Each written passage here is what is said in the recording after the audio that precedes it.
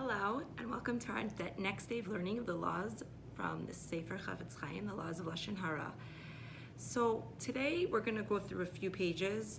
The Chavetz Chaim basically explains on page 39 and page 38 that the power of speech is so important. He reiterates some points we've said previously, that the Torah really looks down on somebody who speaks badly about others, and it's just considered lowly and unclassy, and someone who sits around and just talks about others is not looked upon favorably in Shemayim, in heaven. Now, he then goes on to explain in day 39 that one of the best defenses against Lashon Hara is to judge people favorably. Now, he explains how this is twofold. First of all, when we judge somebody favorably, we're less inclined and less likely to speak negatively about them because we're trying to see the best of them and judge them favorably. Secondly, he said that when we judge others favorably, in Shemayim, in heavens, we are judged favorably, because when we do something wrong and the accusing angels try to say, look at that girl. You see Betsy over there? She is doing the most, not right thing. God will say, no. I'm going to judge Betsy favorably because she judges others favorably.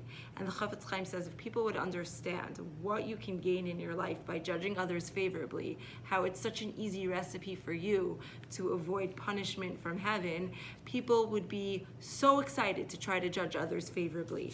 And he explains that it's really important to try your best to try to find the favor in someone.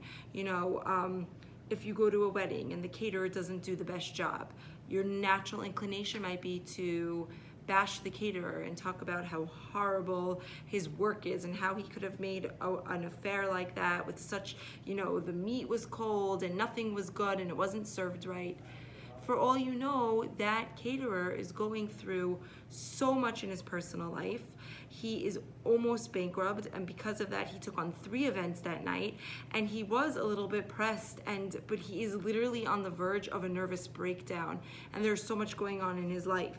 And there's so many times, sometimes, it could be even far-fetched, our dan l'chaf or to judge favorably, but the Torah says we should try to be as far-fetched as we need to be.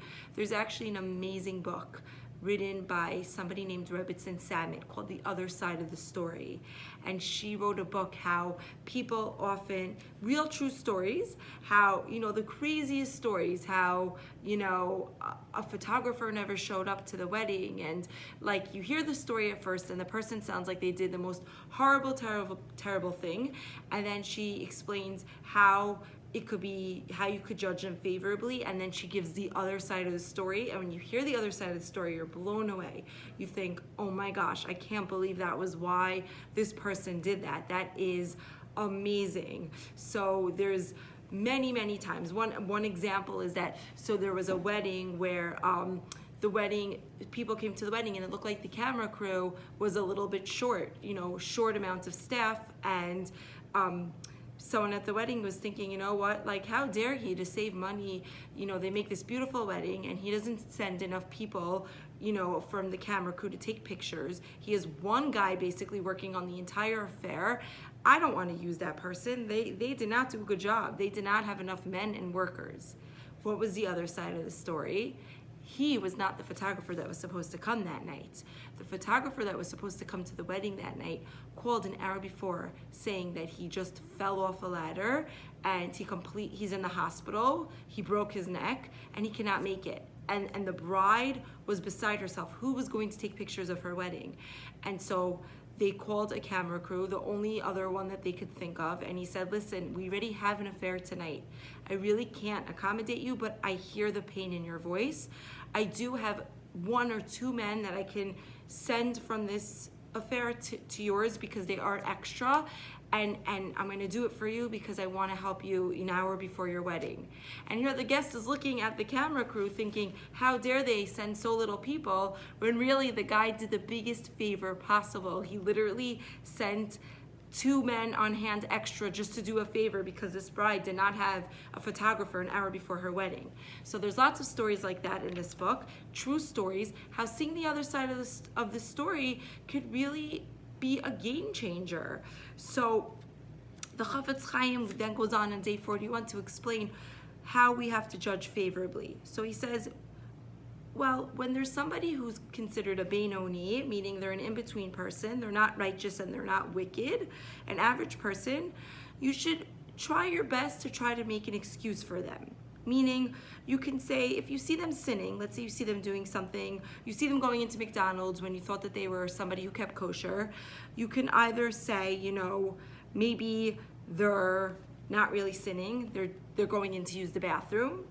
Maybe they're getting a product there and they really don't know that that's not kosher. They think it's okay to buy, a smoothie anywhere. Or maybe they're sinning because they didn't realize it was a mitzvah that the average person had to keep. They thought, only like really, really religious people don't have to, don't buy smoothies here. But for me, it's okay. And they just didn't realize. So we really should try to tell ourselves that, there might be something here to judge favorably. Now, the halacha is different if we know for a fact that the person is sinning. We go into the store and we see for sure they're sitting down, they're eating a cheeseburger, and there's no other way to interpret this. So the Chafetz Chaim explains how we should approach such a person. He says that when it comes to this type of person, we should, if we can, go over to them and we can have a conversation with them or rebuke them, but in the most gentle way possible. He said, at this point, you still cannot speak Lashon Hara about them. You cannot go around telling everybody so-and-so doesn't keep kosher. I saw it myself. You have to assume the best, and if they really are making a mistake, you can explain it to them in the nicest, kindest way, but not in a way that embarrasses them. So next time we're going to continue on the laws of how you have to judge people favorably, how we have to judge somebody who's extremely righteous, and how we have to judge somebody who's extremely wicked, and what we are allowed to say and not allowed to say, and we will continue next time. Have a great day.